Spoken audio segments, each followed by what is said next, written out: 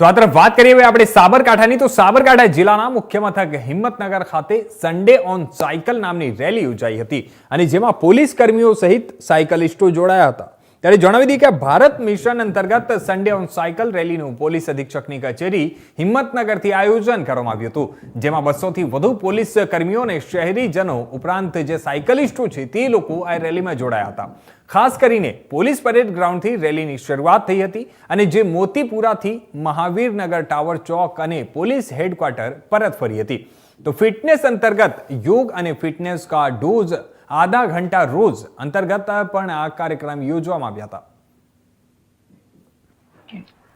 Fit India movement અંતર્ગત project અંતર્ગત આજ રોજ સાબરકાંઠા જિલ્લા પોલીસ દ્વારા સન્ડેઝ ઓન સાયકલ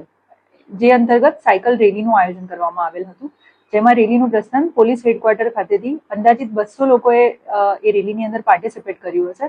જેની અંદર રૂટ 3 થી 4 કિલોમીટરનો રાખીને એ લોકો અગેન હેડક્વાર્ટર ખાતે આવીને એની સાથે યોગા અને રોપ સ્કીપિંગ એવી અલગ અલગ ઇવેન્ટ્સનું આયોજન કરવામાં આવેલું હતું, જેના અંતર્ગત પોલીસની અંદર એઝ વેલ એઝ સિવિલિયન લોકોમાં એક ફિઝિકલ અને મેન્ટલ વેલબિંગ જળવાય અને ફિટનેસ કા ડોઝ આધા ઘંટા રોજ એ એક સ્લોગન સાથે આ ઇવેન્ટનું આયોજન કરવામાં આવ્યું।